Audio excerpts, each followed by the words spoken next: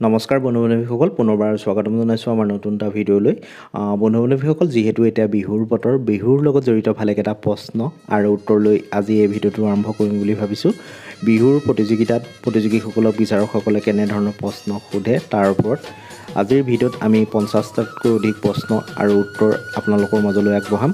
গতিকে ভিডিঅ'টো অকণো স্কিপ নকৰি আৰম্ভণিৰ পৰা শেষলৈকৈ চাব আৰু ভিডিঅ'টো ভাল লাগিলে লাইক এটা কৰি আপোনাৰ বন্ধুবৰ্গসকলৰ মাজতো নিশ্চয়কৈ শ্বেয়াৰ কৰি দিবলৈ নাপাহৰিব। তেন্তে আহকচোন আজিৰ প্ৰশ্ন উত্তৰকেইটালৈ আগবাঢ়োঁ। প্ৰথমটো প্ৰশ্ন, বিহুক অসমৰ জাতীয় উৎসৱৰ মৰ্যাদা কোনজন ৰজাই দিছিল? প্ৰশ্নটো পুনৰ কৈছোঁ, বিহুক অসমৰ জাতীয় উৎসৱৰ মৰ্যাদা কোনজন ৰজাই দিছিল? যিসকল বন্ধু-বান্ধৱীয়ে শুদ্ধ উত্তৰটো জানে ভিডিঅ'টো পজ কৰি কমেণ্ট কৰি জনাই যাব পাৰে। ঠিক আছে, ইয়াৰ শুদ্ধ উত্তৰটো হ'ব স্বৰ্গদেউ ৰুদ্ৰসিংহই। আহকচোন পাছৰটো প্ৰশ্নলৈ আগবাঢ়োঁ। বিহুৰ জেউতি চৰোৱা প্ৰধান বাদ্যবিধ কি? প্ৰশ্নটো পুনৰ কৈছোঁ, বিহুৰ জেউতি চৰোৱা প্ৰধান বাদ্যবিধ কি? শুদ্ধ উত্তৰটো হ'ব ঢোল। পৰৱৰ্তী প্ৰশ্ন, বিহুৱাক দিয়া গামোচাখনক কি বুলি কোৱা হয়? বিহুৱাক দিয়া গামোচাখনক কি বুলি কোৱা হয়? শুদ্ধ উত্তৰটো হ'ব বিহুৱান। মানুহ বিহুৰ দিনা নামনি অসমত অন্য কি নামেৰে জনা যায়? প্ৰশ্নটো পুনৰ কৈছোঁ, মানুহ বিহুৰ দিনা নামনি অসমত অন্য কি নামেৰে জনা যায়? শুদ্ধ উত্তৰ হ'ব বৰদুমাহী। বিহু বাকৰি কি? বিহু বাকৰি হ'ল বিহু মাৰিবলৈ বাছি লোৱা চন পৰি থকা ওখ ঠাই। কি শব্দৰ অনুকৰণত ঢোল সৃষ্টি কৰা হৈছিল? প্ৰশ্নটো পুনৰ কৈছোঁ, কি শব্দৰ অনুকৰণত ঢোল সৃষ্টি কৰা হৈছিল? উত্তৰটো হ'ব মেঘৰ গাজনিৰ শব্দত। পৰৱৰ্তী প্ৰশ্ন, ঢোল বনোৱা মানুহজনক কি বুলি কোৱা হয়? ঢোল বনোৱা মানুহজনক কি বুলি কোৱা হয়? শুদ্ধ উত্তৰটো হ'ব মুচিয়াল বুলি কোৱা হয়। বন্ধু-বান্ধৱীসকল, আপোনালোকে যদি ভিডিঅ'টো ফেচবুকত চাই আছে তেন্তে আমাৰ পেজটো ফ'ল' কৰি ল'ব। ঠিক আছে, আমি পাছৰটো প্ৰশ্নলৈ আগবাঢ়িছোঁ। গৰু বিহুৰ দিনা গৰুৰ ছাটত ব্যৱহাৰ কৰা দ্ৰব্য কেইবিধৰ নাম কি কি? গৰুৰ বিহুৰ দিনা গৰুৰ ছাটত কি কি দ্ৰব্য ব্যৱহাৰ কৰা হয়? শুদ্ধ উত্তৰটো হ'ব লাও, জাতিলাও বা পানীলাও, বেঙেনা, হালধি, তিয়ঁহ, বৰথেকেৰা আৰু কেৰেলা। হাল বোৱাজনক হালোৱা বোলে, তেনেকৈ মুগা পালকজনক কি বোলে? প্ৰশ্নটো পুনৰ কৈছোঁ, হাল বোৱাজনক হালোৱা বোলে, তেনেকৈ মুগা পালকজনক কি বোলে? উত্তৰটো হ'ব মুগা চুংগীয়া। বিহুক মঞ্চলৈ অনা প্ৰথম ব্যক্তিগৰাকী কোন আছিল? প্ৰশ্নটো পুনৰ কৈছোঁ, বিহুক মঞ্চলৈ অনা প্ৰথম ব্যক্তিগৰাকী কোন আছিল?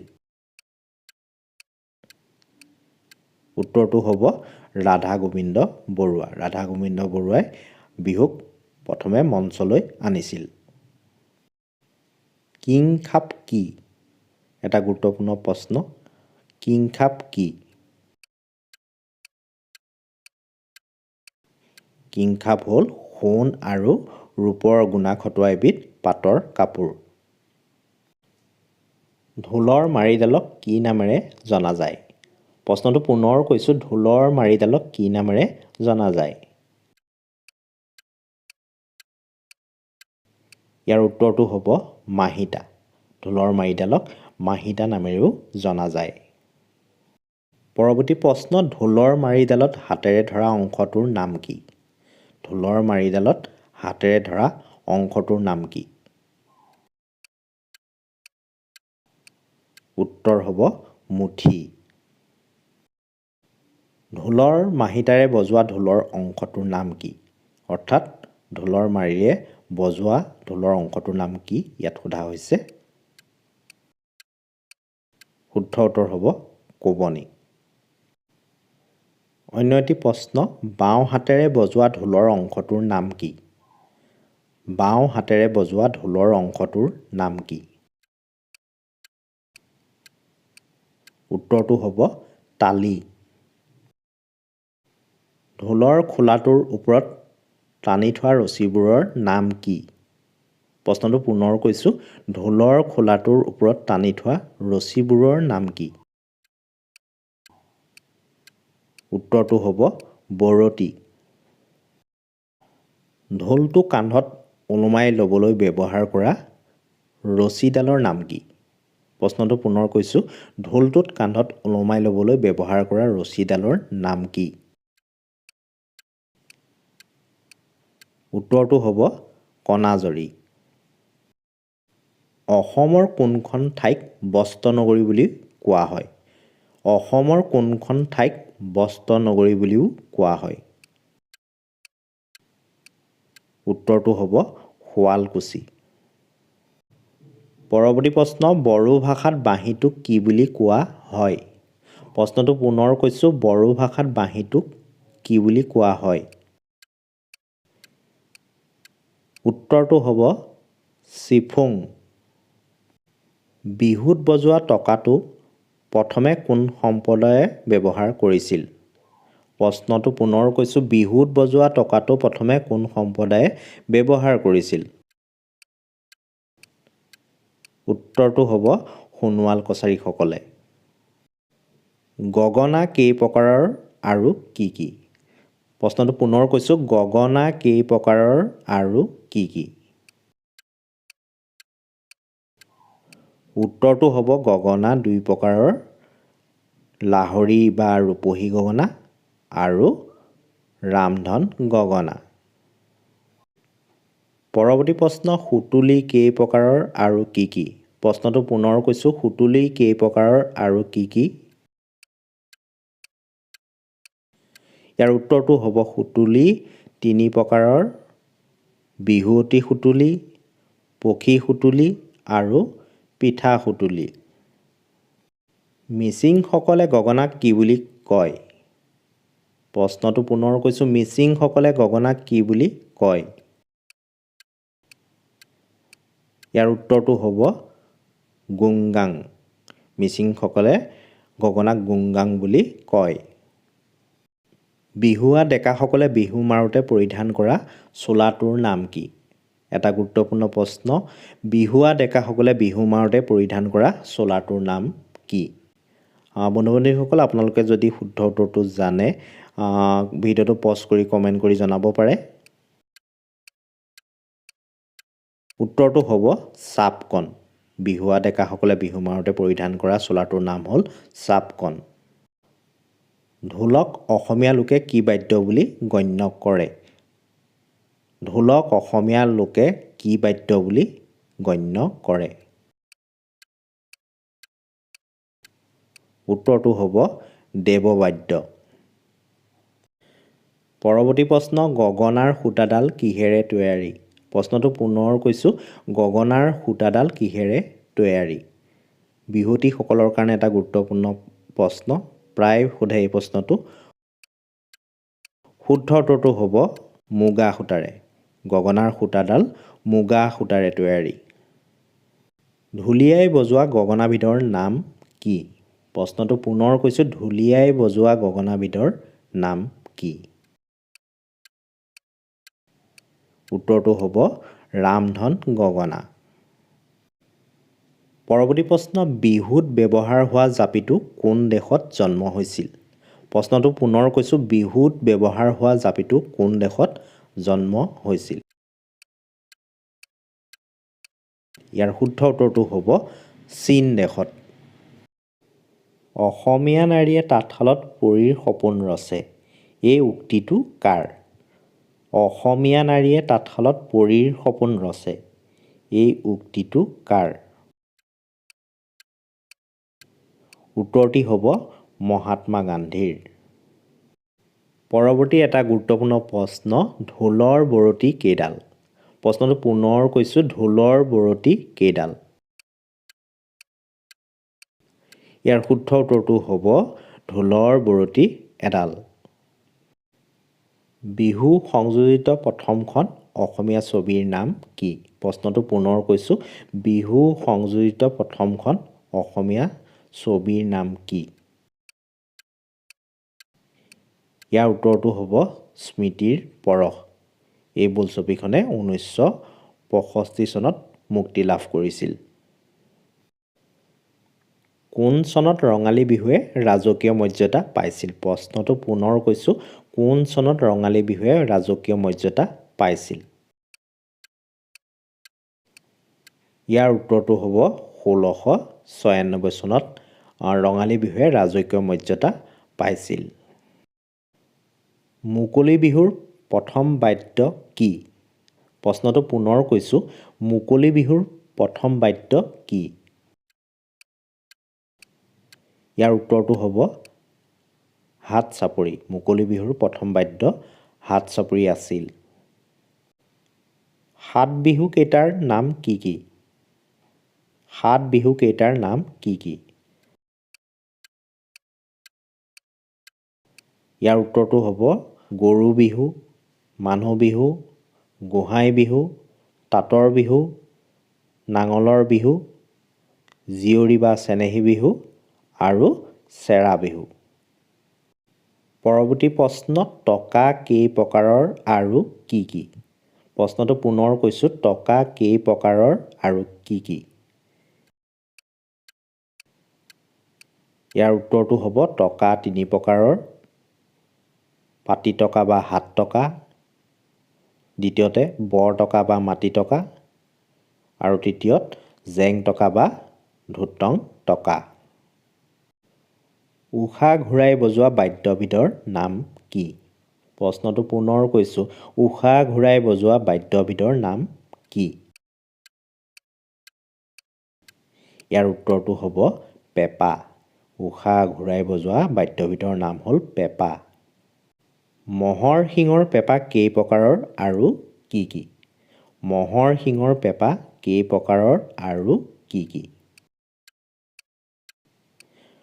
উত্তৰটো হ'ব ম'হৰ শিঙৰ পেঁপা 2 প্ৰকাৰৰ, গুটীয়া পেঁপা বা গোৱাল পেঁপা আৰু জুৰীয়া পেঁপা। পেঁপাৰ অংশ কেইটা কি কি? প্ৰশ্নটো পুনৰ কৈছোঁ, পেঁপাৰ অংশ কেইটা কি কি? পেঁপাৰ মুঠ 8টা অংশ থাকে। থোলা, মুখ, বেহু, টঙালি, খাচ, গৰপ, বুলনি আৰু চুপহী। বিহুৱাসকলৰ কাৰণে এই প্ৰশ্নটো অতি গুৰুত্বপূৰ্ণ, কিয়নো পেঁপাৰ যিকোনো 2টা বা এটা অংশৰ নাম আপোনাক সুধিব পাৰে। ঠিক আছে, আমি পাছৰটো প্ৰশ্নলৈ আগবাঢ়িছোঁ। পেঁপাৰ যি অংশ মুখত লৈ বজোৱা হয় সেই অংশটোৰ নাম কি? প্ৰশ্নটো পুনৰ কৈছোঁ, পেঁপাৰ যি অংশ মুখত লৈ বজোৱা হয় সেই অংশটোৰ নাম কি? ইয়াৰ শুদ্ধ উত্তৰটো হ'ব চুপহী। পৰৱৰ্তী প্ৰশ্ন, নাচনীসকলে খোপাত লোৱা কপৌফুলপাহৰ নাম কি? প্ৰশ্নটো পুনৰ কৈছোঁ, নাচনীসকলে খোপাত লোৱা কপৌফুলপাহৰ নাম কি? ইয়াৰ শুদ্ধ উত্তৰটো হ'ব শিয়াল নেজীয়া কপৌফুল। নাচনীসকলে খোপাত লোৱা কপৌফুলৰ নাম হ'ল শিয়াল নেজীয়া কপৌফুল। বহাগ বিহুত বিহুৱতীয়ে ওঠত ব্যৱহাৰ কৰা ৰংবিধ কি? প্ৰায় এই প্ৰশ্নটো সোধা দেখা যায়।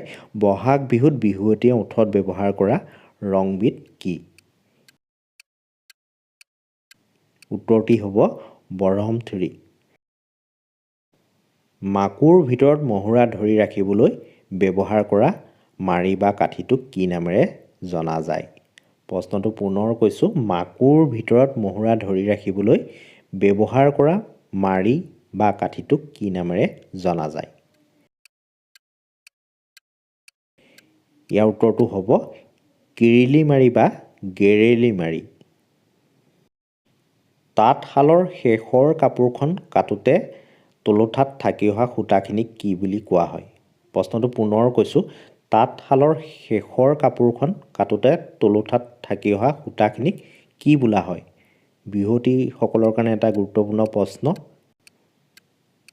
ইয়াৰ উত্তৰটো হ'ব দহি কটা বা দহি। পৰৱৰ্তী প্ৰশ্ন, নাচনীয়ে বন্ধা খোপা দুবিধৰ নাম কি?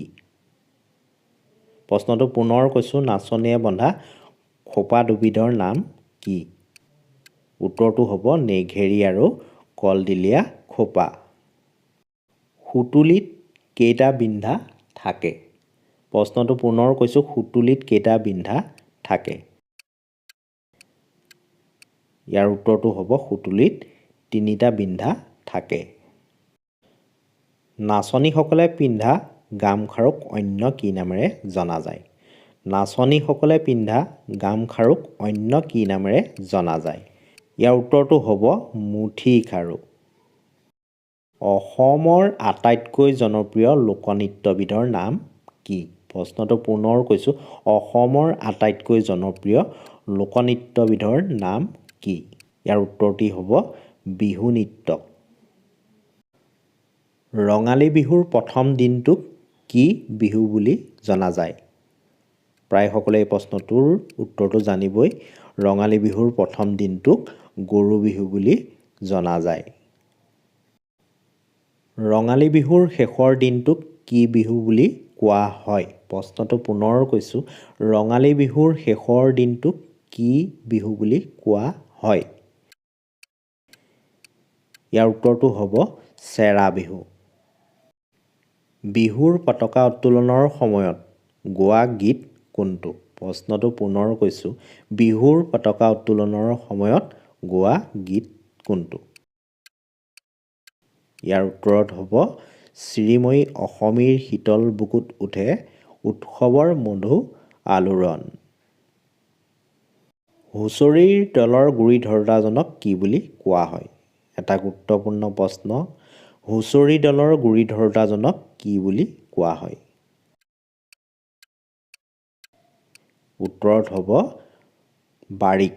হুঁচৰি দলৰ গুৰি ধৰোঁতাজনক বাৰিক বুলি কোৱা হয়। বিহু সন্মিলনত উত্তোলন কৰা বিহু পতাকাখনৰ আৰ্হি কোনে প্ৰস্তুত কৰিছিল? শুদ্ধ উত্তৰটো হ'ব নীপ বৰুৱাই। বিহু সন্মিলনত উত্তোলন কৰা বিহু পতাকাখনৰ আৰ্হি নীপ বৰুৱাই প্ৰস্তুত কৰিছিল। ৰাতি বিহু অসমৰ কোন জনগোষ্ঠীৰ লোকসকলে পালন কৰে? প্ৰশ্নটো পুনৰ কৈছোঁ, ৰাতি বিহু অসমৰ কোন জনগোষ্ঠীৰ লোকসকলে পালন কৰে? উত্তৰটো হ'ব মৰাণ জনগোষ্ঠীৰ লোকসকলে পালন কৰে। গাভৰুসকলে বজোৱা গগনাবিধৰ নাম কি? প্ৰশ্নটো পুনৰ কৈছোঁ, গাভৰুসকলে বজোৱা গগনাবিধৰ নাম কি? ইয়াৰ উত্তৰটো হ'ব লাহৰী বা ৰূপহী গগনা।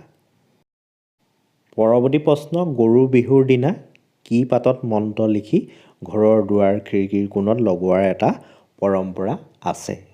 প্ৰশ্নটো পুনৰ কৈছোঁ, গৰু বিহুৰ দিনা কি পাতত মন্ত্ৰ লিখি ঘৰৰ দুৱাৰ খিৰিকীৰ কোণত লগোৱাৰ এটা পৰম্পৰা আছে?